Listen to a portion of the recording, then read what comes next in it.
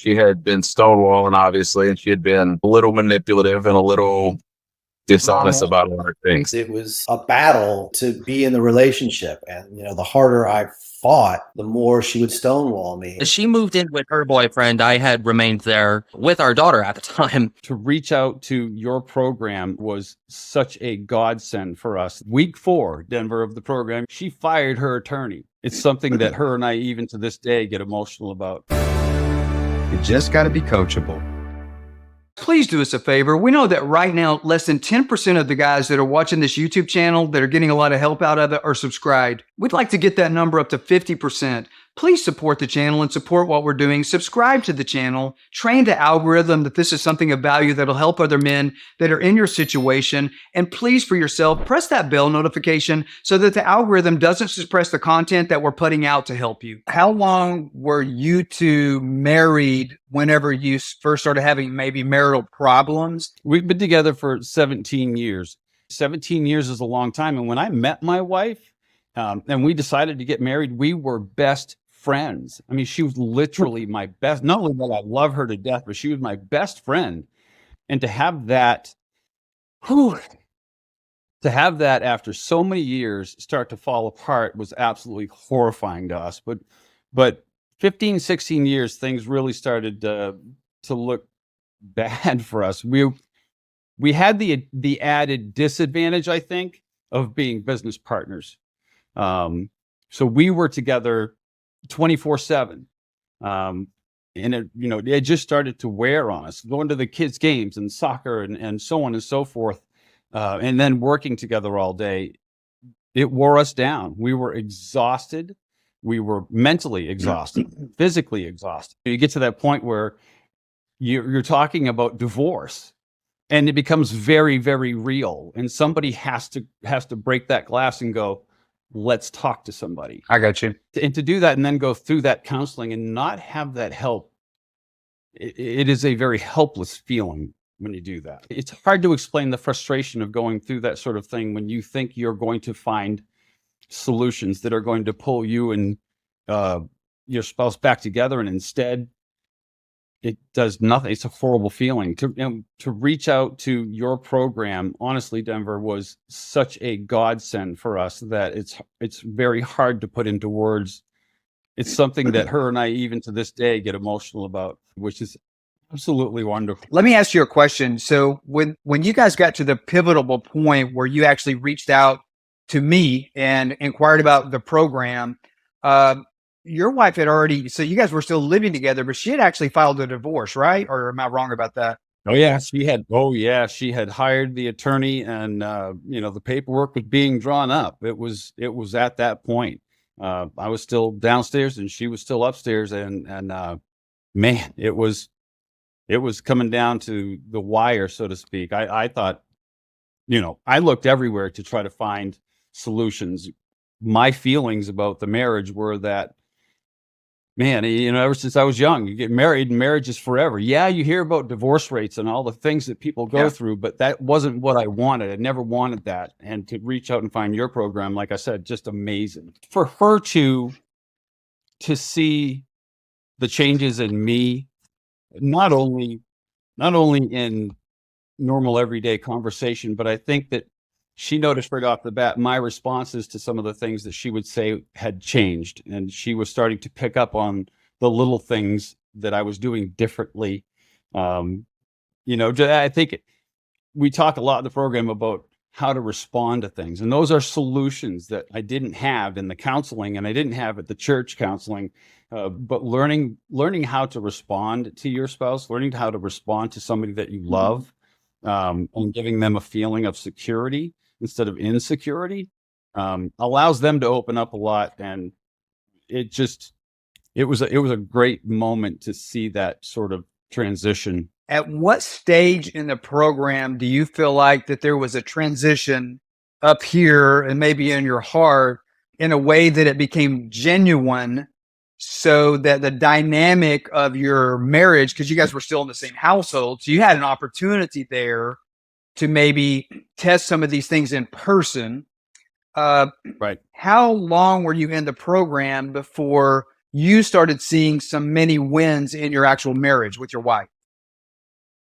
I think we probably immediately, but I got to tell you the big win, of course, man, week 4, Denver, of the program, you know this well, but week 4, she fired her attorney. And man, you want to talk about, waving the checkered flag and having that moment of just absolute delight. Yeah, I mean, I almost wasn't even expecting it. She just sort of came home from work one day and said, "I need to let you know something. I fired my attorney." And I think my first thought might have been, "And you hired another one?" But that was. I'm glad you didn't. But that was 4 weeks into the program, some things had changed. Things were changing immediately, but I think probably around the end of the second week, third week, she could see that I was serious about it, and she knew that there was something there that was really gonna help us. So you guys got married at 18, is that right? Absolutely. I'm 27 now, so we've been married like 9 years at that point. And so you guys, did y'all have like a relatively good marriage up until like the last 3 or 4 years when things kind of started becoming more like a business relationship? Yeah, it was pretty smooth sailing, like that honeymoon phase that everybody likes to call it. It lasted for quite a while up until those last 3 or 4 years. It just kind of hit like a freight train.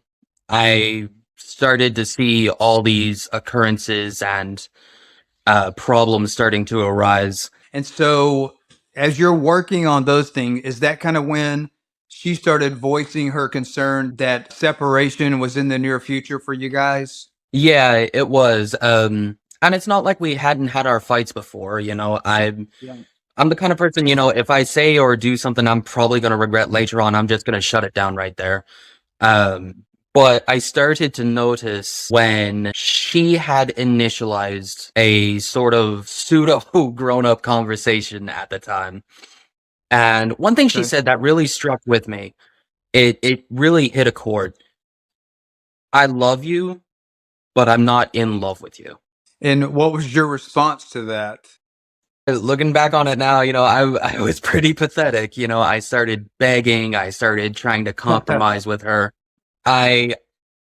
We had come so far, at least I thought so, and I didn't want to just throw that away. So at this point, when you guys had separated, I think you said a couple of months into the separation, this is when she had made the decision and told you openly, "Hey, I'm going to start seeing other people. I'm going to start dating because I want to have fun again," right?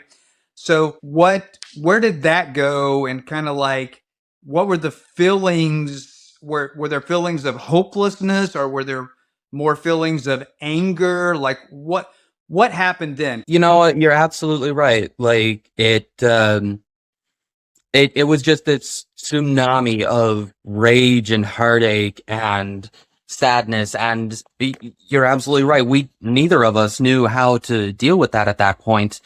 So when we did cross paths, we absolutely would blow up on each other. I don't want to say I came to terms with it. I don't want to say I was okay with it, but she did start seeing other people. And what's more, she even started bringing them into our home.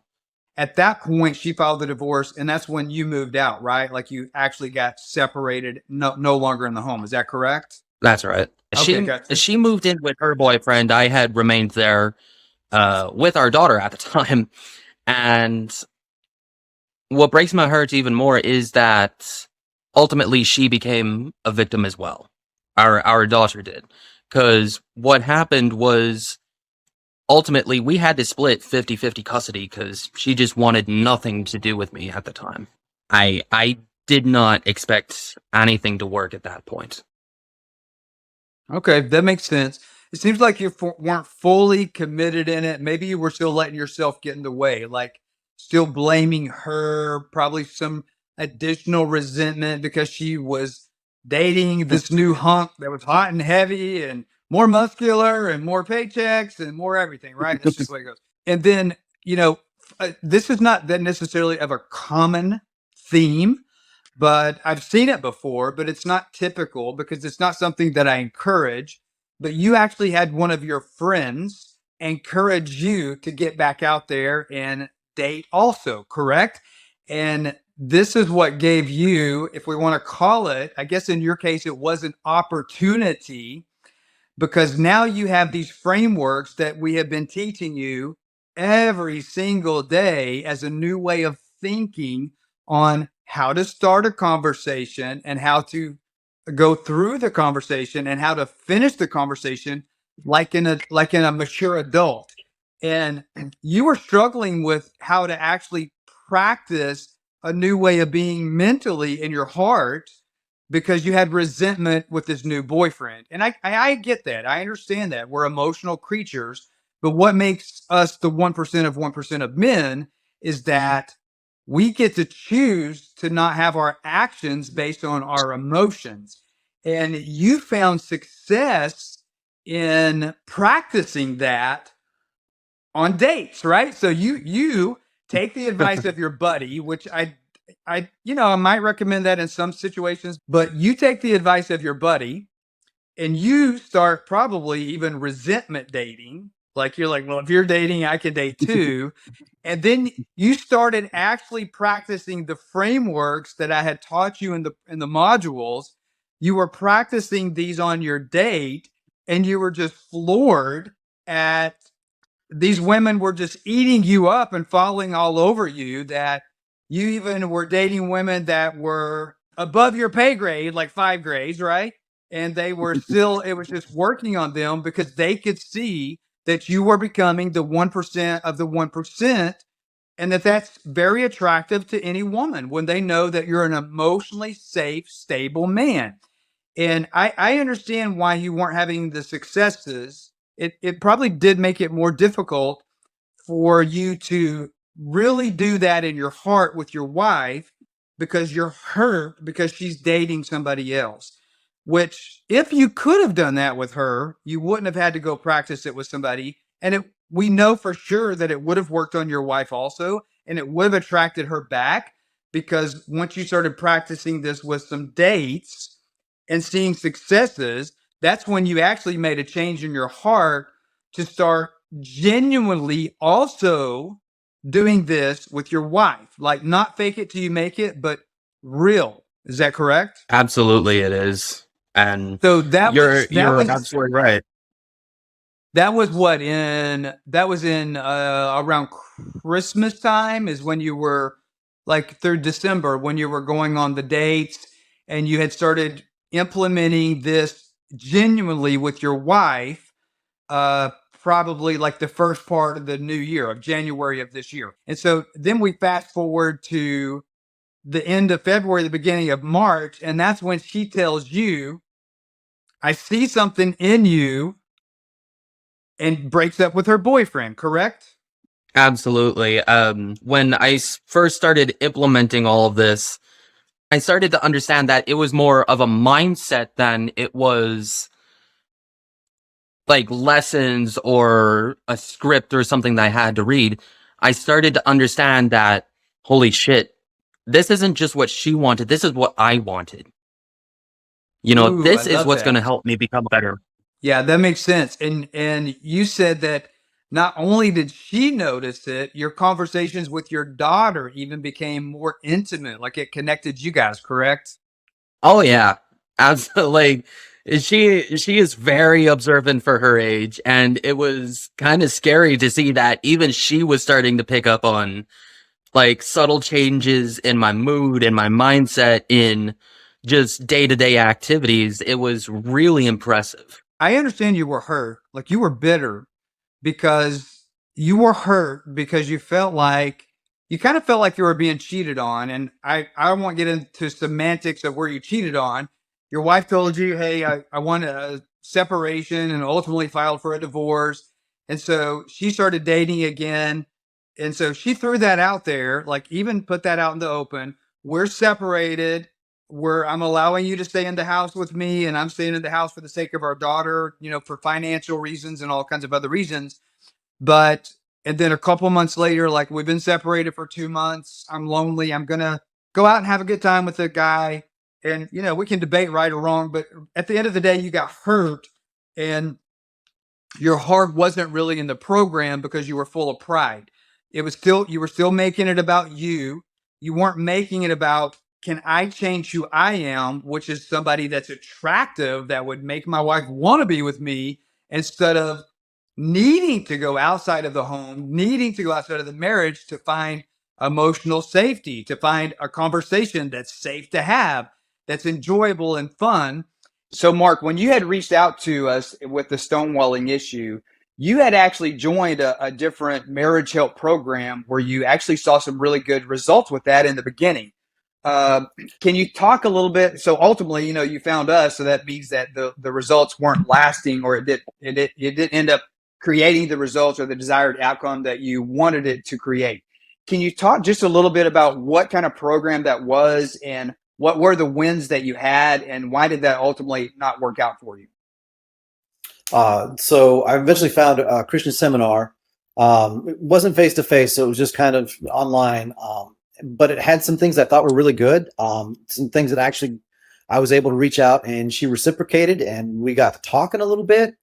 And and in those moments, it was like, okay, if I finally got something going here, and I've got an opening. I'm just going and pushing and trying to show her, like, hey, I'm the same guy who fell in love with you all those years ago, and we'd get along great for a little bit, and then it would just all fall apart again, and I would get blocked again, and I couldn't reach her again, and it was hard. That Christian seminar that you did, so that was just like wasn't that just like a weekend thing or a 3-day thing? Mm-hmm. It was. It seems like that so many men deal with the same issue, that and you got to experience the confirmation bias. So she was biased against you. You did some things, and I'm all about the Christian organizations helping. I used to actually work through a Christian organization through a nonprofit when I started as a marriage coach. But what I found is, even in that program, when I was teaching at that capacity, is that if I can teach you some scripts and some things that are going to work, and they're going to have really good successes, and they might work so good. And I actually teach some of that also in the beginning of the DivorceStoppers program. I understand, especially in a long-term relationship like where you're at, where you have mortgages, car payments, all this other stuff, that it's not just a relationship. You have the businesses that go with that. And the longer a separation endures, the harder it is to reconcile, because it can create financial impacts on the relationship that are a strain, that even if you do get back together, now you have to deal with that. Maybe you have to deal with 2 leases or 2 mortgages or another car payment, additional things that you wouldn't have other had if we could restore the relationship a lot faster.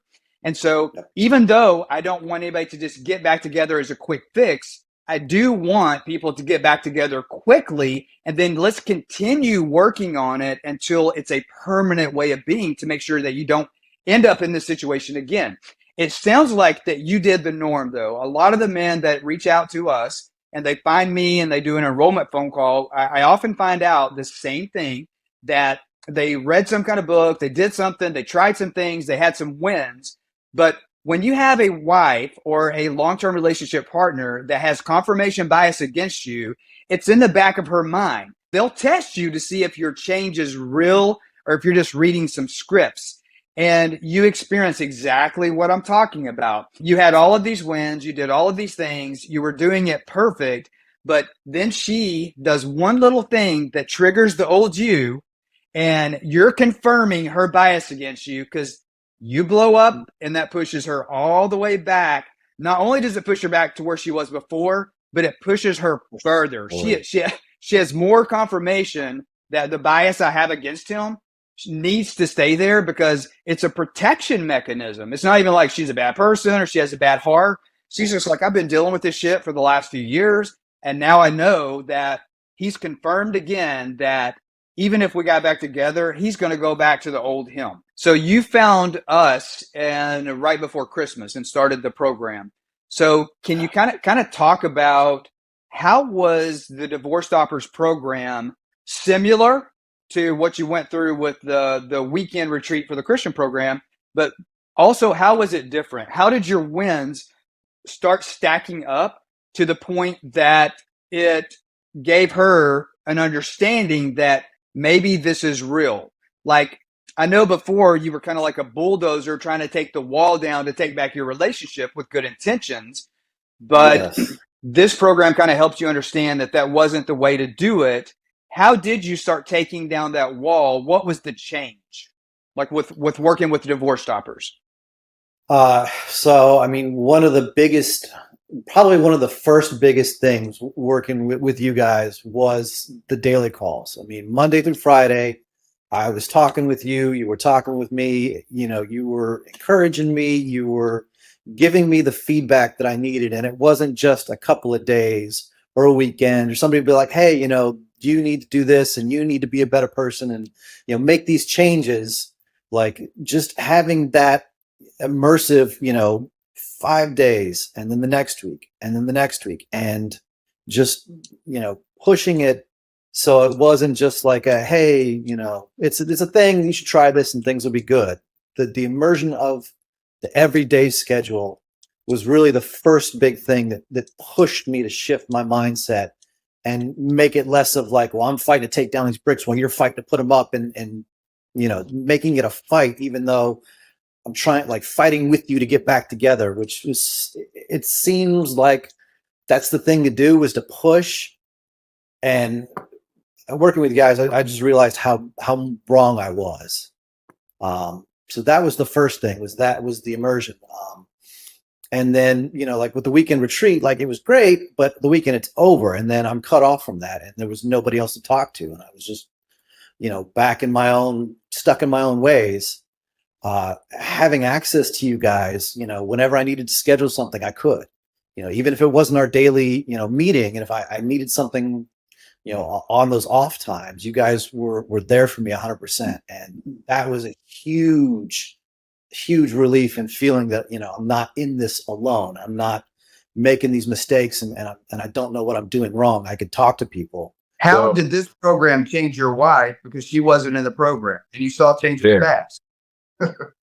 So very fast. So she had been stonewalling, obviously, and she had been a little manipulative and a little dishonest about a lot of things. Yeah, it's all normal stuff. It's Very knowing normal. that it was normal and knowing all the examples that you had of showing that, hey, amazing people, great people do these same things. It's a defense mechanism and it's a survival thing.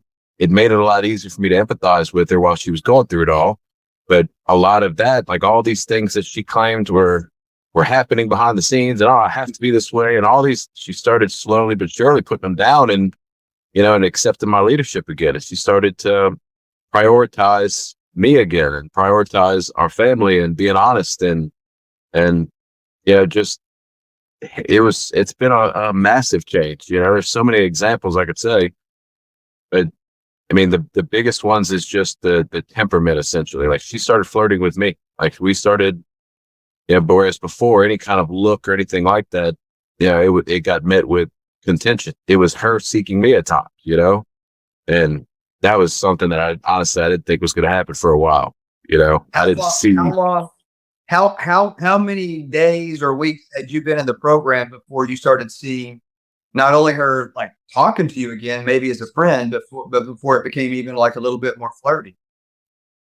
I'd be lying if I said new exact, probably 2-3 weeks in, but we're because of the kids and all that, we had a lot more interaction than a lot of other people do. But it was still that separation where we were never in the same house together. And that about 3 weeks in started to not be important to her anymore, to where, she'd ask me to stay or, and ask me to stay late and help. And I'd end up crashing in another room, but we'd stay up all night talking, or we'd, be doing things together, or she'd invite me to events and things like that, to where we're doing a lot of family things together and building new relationship histories, After the transformation process has taught you how to actually see into her heart, would you say, at what moment during this process would you say that you saw in yourself the confirmation bias that you had against her, and how this program helped you see that and to deal with it? Talk just a little bit about that. I don't think any other program addresses that, and that's the reason I want to kind of bring that up just briefly. Yeah, no, that was more towards the end, I'd say. Maybe not like 5-6 weeks in, I'd say. Yeah. But it came more along the lines because I didn't realize how unfair it was to, like, my happiness was 100% dependent on her for the most part. Like, I identified as her husband, and had been going on for years. You know, ever since my middle child was born, which is her oldest. Our whole relationship, like, I got put on the back burner essentially, and you know, like, which is pretty common. And instead of expressing it well, instead of like us working through that or expressing it or doing things to rectify it, you know, I would shut down, and you know, just my happiness was dependent upon her way too much. And at first, as I'm going through the transformation process and all that, and she almost got resentful that I was able to find happiness whether with her or not, you know, and she started to see it and acknowledge it. Hey, I'm so glad you're able to be happy through all this because I'm not, you know, and it was almost building resentment until she realized, until I made it clear that no, like, we have no future if my happiness is dependent upon you. You make me happy. You definitely make me happy. And I hope we can get to the point where you're the person that makes me the happiest. But it's not fair to you to have my happiness solely dependent upon you.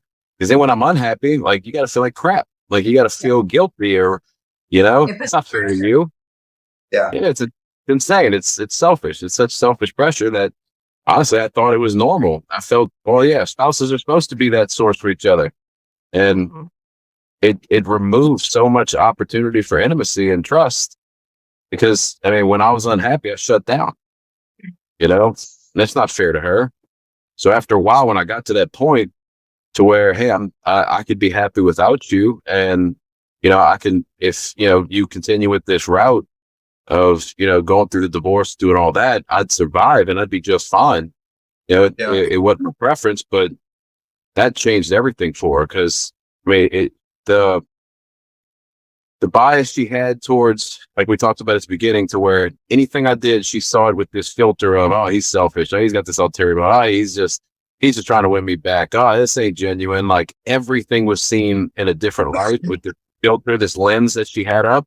She put the lens down. You know, when she saw that, hey, my happiness and everything is dependent upon you, she started seeing my actions as genuine and started to, you know, trust that the transformation was real. It just took a little while for her to see that the cost of trusting in the transformation was less than the cost she's going to have to pay to come back in the marriage.